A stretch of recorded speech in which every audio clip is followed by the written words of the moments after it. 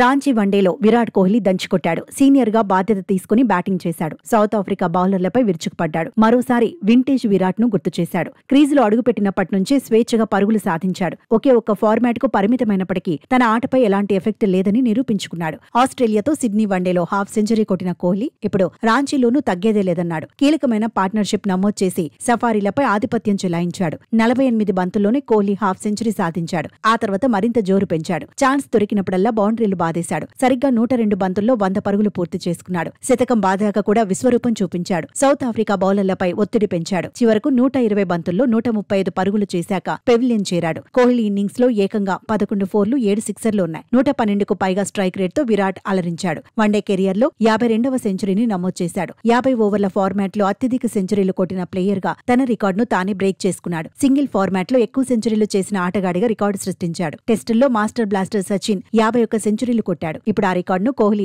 Overtake చేశాడు. వన్డేల్లో సచిన్ 49 సెంచరీలు సాధించాడు. ఈ రికార్డును కోహ్లీ ఇదివరకే అధిగమించాడు. వన్డేల్లో తన సెంచరీల సంఖ్యను 52కు పెంచేసుకున్నాడు. స్వదేశంలోనే వన్డేలో విరాట్ 25 సెంచరీలు బాదాడు. స్వదేశంలో ఎక్కువ సెంచరీలు కొట్టిన ఆటగాడిగా రికార్డుల్లోకెక్కాడు. సౌత్ ఆఫ్రికాపై అత్యధిక శతకాలు బాదిన ఆటగాడిగాను ఘనతను సొంతం చేసుకున్నాడు. సౌత్ ఆఫ్రికాపై 57 ఇన్నింగ్స్ లో మాస్టర్ బ్లాస్టర్ సచిన్ 5 శతకాలు బాదాడు. విరాట్ కోహ్లీ మాత్రం 30 ఇన్నింగ్స్ లోనే 6 శతకాలు కొట్టాడు. అంతర్జాతీయ క్రికెట్లో 3 ఫార్మాట్లలో కలిపి 3వ స్థానంలో కోహ్లీ 223 సిక్సర్లు కొట్టాడు. ఆస్ట్రేలియా దిగ్గజ ఆటగాడు రికీ పాంటింగ్ పేరుతో ఉన్న రికార్డును బ్రేక్ చేశాడు. రికీ పాంటింగ్ సాధించిన 217 సిక్స్ల రికార్డును అధిగమించాడు. వన్డేల్లో రోహిత్ తో కలిసి కోహ్లీ 20వసారి 100 పరుగుల పార్ట్నర్షిప్ ను నమోదు చేశాడు. సచిన్ గంగూలీ తర్వాత భారత్ కు ఎక్కువసార్లు 100+ పార్ట్నర్షిప్స్ అందించిన జోడీగా నిలిచారు. వన్డేల్లో భారత్ తరపున సచిన్ గంగూలీ 26 సార్లు 100 పరుగులకు పైగా పార్ట్నర్షిప్ ను నమోదు చేశారు. రాంచీలో సెంచరీ కొట్టగానే విరాట్ కోహ్లీ ఎమోషనల్ అయ్యాడు. సెంచరీ పూర్తవగానే ఎగిరి గంతేశాడు. ఆనందంతో అభిమానులకు కావాల్సినంత ఎనర్జీని అందించేశాడు. మెడలో ఉన్న